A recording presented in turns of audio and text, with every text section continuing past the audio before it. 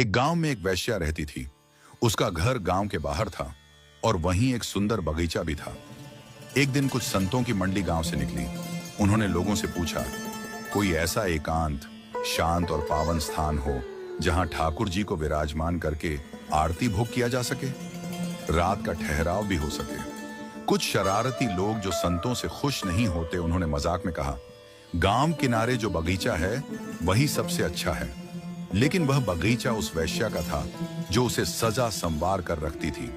संत वहीं पहुंच गए। बगीचा सच में सुंदर था। उन्होंने ठाकुर जी को विराजमान किया। आरती, कीर्तन, जयकार शुरू हो गया। संतों के दर्शन और कीर्तन से प्रभावित होकर वेश्या दूर से प्रणाम कर रही थी। उसके मन में पछतावा था। उसने एक थाल सजाया जिसमें अपने जीवन भर की कमाई रख दी। सोने की मुद्राएं, आभूषण, अंगूठियां, धनराशि। वो थाल संतों के आगे रखकर बोली, संतजन, मैं तो भोग बना नहीं सकती, लेकिन ये सोने की मुद्राओं को भेजकर आप ठाकुर जी के लिए सुंदर भोग बनाइए। अब सब कुछ आपके चरणों में अर्पण करती हूँ। आप पवित्र हैं, आप ही इसका सर्वोत्तम उपयोग जानते हैं। संतों ने कहा, बेटी तू कौन है? इतनी सकुचा क्यों रही हो? पास क्यों नहीं आती?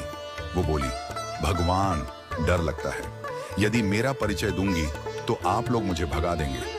संतों ने प्रेम पूर्वक कहा, बेटी बताओ तो सही, हम नहीं भगाएंगे।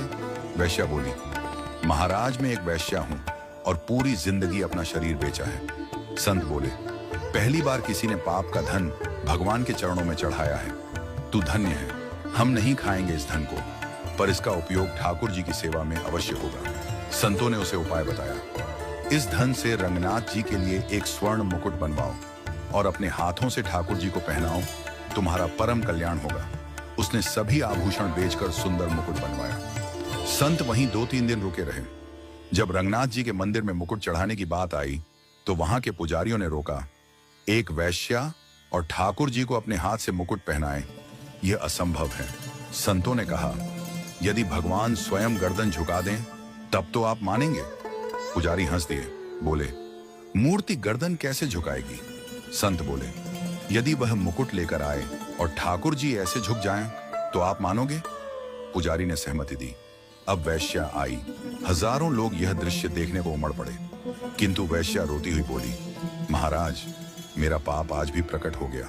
मैं मासिक धर्म से युक्त हूं। संत ने कहा, बेटी चिंता मत कर, मेरा आदेश है, भगवान की कृपा से तू शुद्ध है। उसने जैसे ही ठाकुर जी की ओर अपना हाथ बढ़ाया, ठाकुर जी की मूर्ति ने झुककर मुकुट ग्रहण किया। उस क्षण वैश्या का शरीर छूटा